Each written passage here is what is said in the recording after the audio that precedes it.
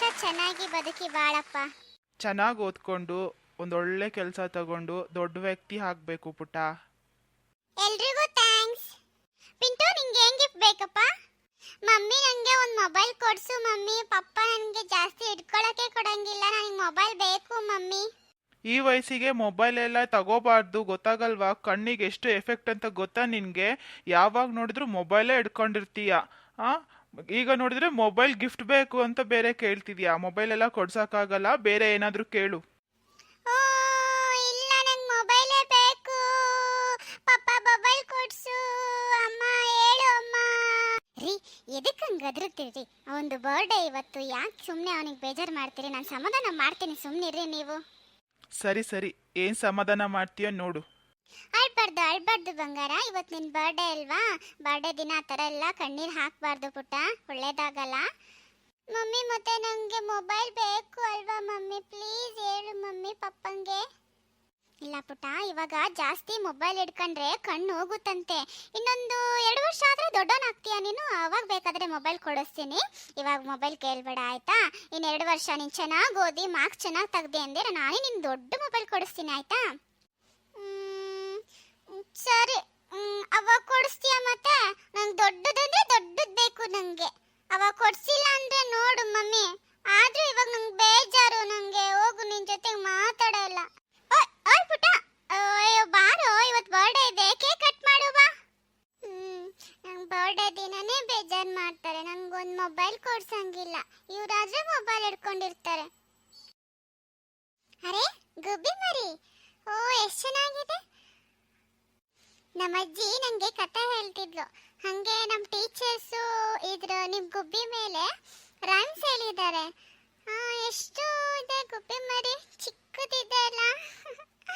ನಾನು ನಮ್ಮ ಅಜ್ಜಿ ಊರಲ್ಲಿ ನೋಡಿದ್ದು, ಜಾಸ್ತಿ ಇಲ್ಲ ಇವಾಗ, ಯಾವಾಗೋ ಒಮ್ಮೆ ಬರ್ತೀರಾ. ಹಾಯ್ ಗುಬ್ಬಿ ಮರಿ. ಯಾಕೆ ಮಾತಾಡ್ತಿಲ್ಲ ಗುಬ್ಬಿ ಮರಿ? ನನ್ನ ಜೊತೆ ಮಾತಾಡಲ್ವಾ? ಹಾಯ್ ಪಿಂಟು, ಹೇಗಿದೀಯಾ? ಅರೆ ಗುಬ್ಬಿ ಮರಿ ಮಾತಾಡ್ತಿದೆ.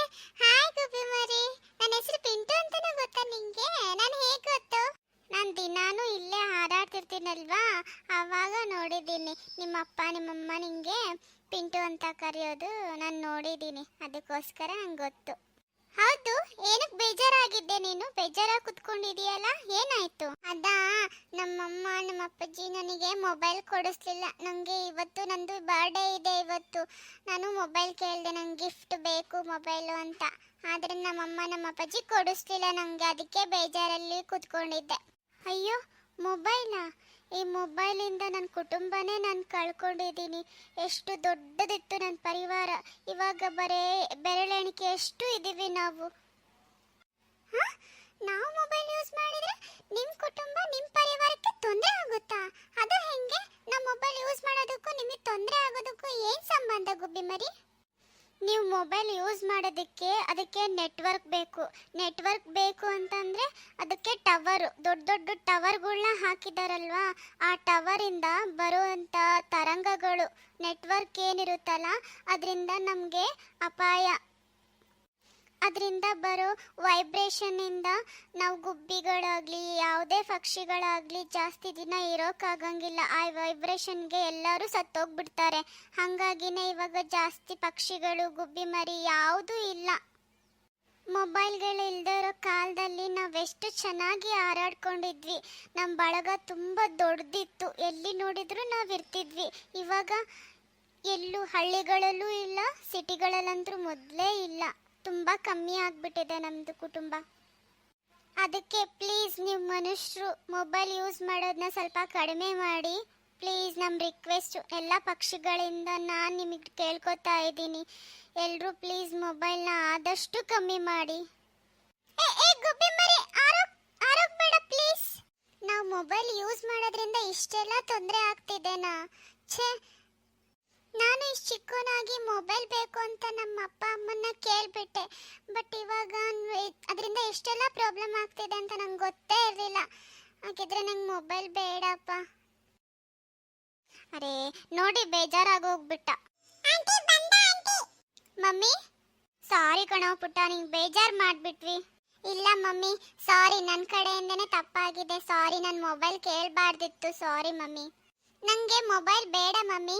ನನಗೆ ಗುಬ್ಬಿ ಮರಿದು ದೊಡ್ಡದೊಂದು ಫೋಟೋ ಬೇಕು. ಅದನ್ನೇ ಫ್ರೇಮ್ ಹಾಕಿ ಕೊಟ್ಬಿಡಿ ಮಮ್ಮಿ ನನಗೆ.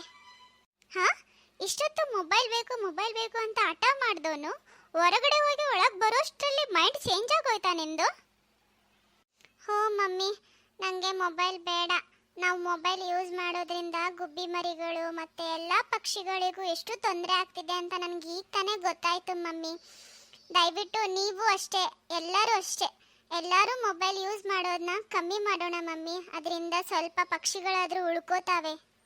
ಅರೆ, ನನ್ನ ಮಗಂಗೆ ಎಷ್ಟು ಒಳ್ಳೆ ಬುದ್ಧಿ ಬಂದಿದೆ.